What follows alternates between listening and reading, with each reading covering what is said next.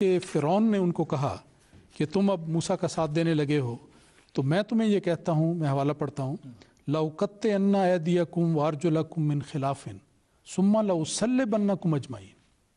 ترجمہ ہے کہ میں ضرور تمہارے ہاتھ اور پاؤں مخالف سمتوں سے کاٹ دوں گا، پھر ضرور تم سب کو اکٹھا سولی پر چڑھا دوں گا۔ مطلب یہ ہے سورہ الاعراف 7 نمبر کی صورت ہے، 125 نمبر کی اس کی آیت ہے۔ اس میں دیکھیں فرعون نے جو دھمکی دی وہ سلیب کی دی کہ میں سلیب کے ذریعے تمہیں ماروں گا، اور پھر یہ جو دھمکی ہے یہ قرآن مجید میں 2 اور جگہوں پر بھی دہرائی گئی ہے۔ وہی الفاظ ہیں کہ وَلَأُصَلِّبَنَّكُمْ فِي جُذُوعِ النَّخْلِ، کہ میں تمہیں کھجور کے تنوں پر سولی پر چڑھاؤں گا، تو اس ذریعے سے تمہیں مارا جائے گا۔ ایک اس کا حوالہ ہے سورہ طٰہٰ آیت نمبر 72 میں، اور دوسرا حوالہ ہے سورہ شعراء اس کی آیت نمبر 50 میں۔ دونوں جگہ پہ لَأُصَلِّبَنَّكُمْ کے الفاظ آئے ہیں کہ تم سب کو یقیناً سلیب پر لٹکایا جائے گا۔ تو یہ دیکھیں حضرت موسیٰ علیہ السلام کے زمانے میں یہ چیز ثابت ہو گئی۔ اس سے بھی آگے چلیں تو حضرت یوسف علیہ السلام کے زمانے میں ہمیں ایک بڑی دلچسپ اس کی مثال ملتی ہے کہ جب حضرت یوسف علیہ السلام کو قید میں ڈالا، اس موقع پر ان کے سامنے ایک خواب پیش کی گئی ساتھیوں نے کی، کہ دونوں نے اپنی اپنی خواب بیان کی۔ تو حضرت بات کو مختصر کرتے ہوئے کہ حضرت یوسف علیہ السلام نے ان کی خواب، ان کی تعبیر ان کو بتائی، اور وہ تعبیر کے الفاظ اللہ تعالیٰ نے قرآن مجید میں محفوظ رکھے ہیں، اور وہ الفاظ ہیں سورہ یوسف کی آیت نمبر 42 میں پڑھ رہا ہوں۔ یا صاحب السجن اما احدکما فیسقی ربہ خمرا واما الآخر فیسلب فتاکل الطیر من راسہ قضی الامر الذی فیہ تستفتیان۔ ترجمہ ہے کہ اے قید خانے کے دونوں ساتھیوں، جہاں تک تم دونوں میں سے ایک کا تعلق ہے تو وہ اپنے آقا کو شراب پلائے گا، اور جہاں تک دوسرے کا تعلق ہے تو وہ سولی پر چڑھایا جائے گا، پس پرندے اس کے سر میں سے کچھ نوچ نوچ کر کھائیں گے۔ اس بات کا فیصلہ سنا دیا گیا ہے جس کے بارے میں تم دونوں استفسار کر رہے ہو۔ تو دیکھیں یہاں پر بھی حضرت یوسف علیہ السلام نے یہ کہا کہ ایک شخص ان میں سے فیسلب وہ سولی پر لٹکایا جائے گا۔ تو دیکھیں حضرت یوسف علیہ السلام کا زمانہ حضرت یعقوب کے مان بعد ہے، تو یہ بنی اسرائیل کے آغاز سے لے کے یہ 2 انبیاء کے حوالے سے بڑی وضاحت سے پتہ لگتا ہے کہ سلیب کا رواج وہاں پر تھا، اور یہ کہنا کہ بھی اس کے بنی اسرائیل میں یہ چیز تھی نہیں، یہ کلیتاً قرآن مجید اس کو رد کرتا ہے۔ ہمارے یہ بھائی ان کے سوال کا تھوڑا سا حصہ باقی ہے۔ یہ مصر ہیں کہ یہود میں صلیب پر مارنے کا کوئی عقیدہ سرے سے تھا ہی نہیں، اور نہ اسے انسان لعنتی ہو سکتا ہے۔ لیکن دیکھتے ہم یہ ہیں کہ عملاً عیسائی آج بھی عقیدہ رکھتے ہیں کہ حضرت مسیح ناصری علیہ السلام صلیب پر مر کے لعنتی ہوئے۔ میں حوالہ سناتا ہوں۔ سینٹ پال کہتا ہے cursed is everyone who is hanged on a tree. یہ گلیٹین چیپٹر 3 ورس 13 سے ہے۔ اردو میں اسے گلتیوں کہتے ہیں۔ وہ کہتا ہے کہ cursed is everyone who is hanged on a tree. ہر وہ شخص جو صلیب پہ، ٹری سے مراد یا صلیب ہے، ہر وہ شخص جو صلیب پہ لٹکا کے مارا جائے وہ لعنتی ہوتا ہے۔ اور اس لعنت کی وجہ سے تمام عیسائی مانتے ہیں کہ حضرت عیسیٰ علیہ السلام نعوذ باللہ 3 دن رات جہنم میں رہے۔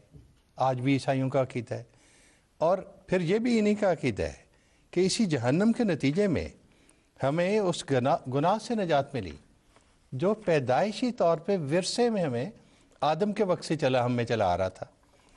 آپ آج کسی رومن کیتھولک سے، کسی پروٹیسٹنٹ سے، کسی عیسائی سے، عیسائیوں کے کہتے ہیں کہ 1000 کے قریب فرقے ہیں، کسی فرقے سے تعلق رکھنے والے سے یہ پوچھیے کہ کیا حضرت عیسیٰ علیہ السلام صلیب پہ وفات پانے کی وجہ سے لعنتی قرار پائے تھے کہ نہیں؟ سب کہتے ہیں کہ قرار پائے تھے۔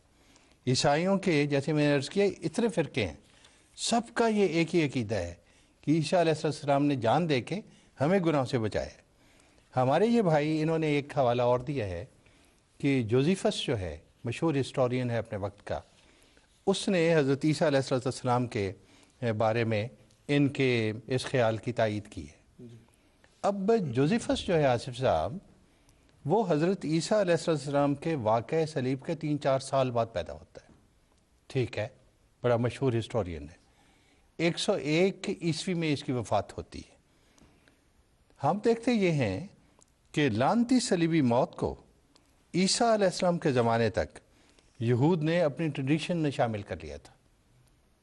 ظاہر میں بظاہر لفظاً اگر کہیں کہ یہود کی شریعت میں اس لعنتی موت کا ذکر تھا کہ نہیں، وہ میں نے حوالے کچھ دیے ہیں، لیکن اپنی ٹریڈیشن میں شامل کر کے عمل درآمد ان کا اس کے مطابق ہونا شروع ہو گیا تھا. چنانچہ اسی وجہ سے پیلاطس سے یہود نے زوردار مطالبہ کیا کہ کروسیفائی ہم. اور پھر کہتے ہیں کہ جب پیلاطس نے تھوڑی دیر لگائی تو کہتے ہیں انہوں نے شور مچا دیا کہ they shouted all the louder crucify him. Matthew chapter 17 ورس 23 سے ہے. پہلا حوالہ میتھیو چیپٹر 17 ورس 22 سے تھا. بالکل جزاک اللہ. بڑے کس طرح واضح طور پہ آپ نے جو ابھی حوالہ جاتا آپ نے بھی اور امام صاحب نے بھی پیش کیے ہیں، اس سے کتنا واضح طور پہ یہ پتہ چلتا ہے کہ انہیں غلط فہمی ہوئی ہے اور کہیں پہ ضرور انہیں غلطی لگی ہے. ایک جو بڑی افسوسناک بات ہے وہ یہ ہے کہ ایک تو وہ طبقہ ہے جماعت احمدیہ پر الزام لگانے والا اور تکلیف دینے والا، جو بیچارہ نہ پڑھا نہ لکھا اور در در پہ بھیک مانگ کے پلا اور بڑا ہوا. تو ان سے تو چلیں اگر ہم کوئی اس قسم کی ایگریشن ان میں نظر آتی ہے تو اس کے اور ہم کوئی جواز اس کا تلاش بھی کر سکتے ہیں کہ شاید اس وجہ سے ہو کہ بیچارے پتہ نہیں خود کن محرومیوں میں پلے بڑھیں. لیکن ایسا پڑھا لکھا طبقہ جب جن کو پتہ بظاہر لگتا ہے کہ بہت انہوں نے مطالعہ بھی کیا ہے اور شوق بھی رکھتے ہیں اور صاحب علم ہیں، جب یہ لوگ اس طرح کی نفرت پیدا کرتے ہیں لوگوں کے دلوں میں تو اس کا بڑا گہرا اثر ہوتا ہے. داؤد خان صاحب، آپ ابھی جس طرح ہم نے یہ بھی دیکھا اور دوسری اور بہت ساری مثالیں ملتی ہیں، آپ ہمیں یہ بتائیں کہ یہ جو انٹیلیجنشیا جس کو کہتے ہیں، پڑھا لکھا طبقہ، دانشور لوگ، جب یہ اس قسم کی بات کرتے ہیں جو کہ لوگوں کو ظلم اور وائلنس پر اکسانے والی ہو، نفرت پیدا کرنے والی ہو، ٹیلی ویژن چینلز پہ آ کے کہتے ہیں کہ احمدی واجب القتل ہیں، اور جو علامہ صاحب یہ فتویٰ دے رہے ہوتے ہیں ان کے بارے میں تعارف یہ کرایا جاتا ہے کہ ہم ان سے ٹیلی فون پہ بات کریں، وہ مکہ میں تشریف رکھتے ہیں، وہ مکہ میں بیٹھے جو ہے وہ قتل کے فتوے دے رہے ہیں کہ انہیں قتل کر دو. تو ایسا طبقہ جنہیں بظاہر ہم انٹیلیجنشیا کہہ سکتے ہیں، دانشور طبقہ جو ہے، یہ how does this affect the collective psychology? اس کا تو بہت بڑا امپیکٹ ہوتا ہے. ایک ملک میں انٹیلیجنشیا کا بہت انفلوئنشل اثر ہے. انٹیلیجنشیا کی طرف پاپولس دیکھتی ہے کہ ان کے اوپینینز کیا ہے، عموماً ایکسپیکٹ کرتے ہیں کہ مطالعہ کیا ہوگا انہوں نے، ان کا ویوز امپارشل ہوں گے، بیلنس ہوگا.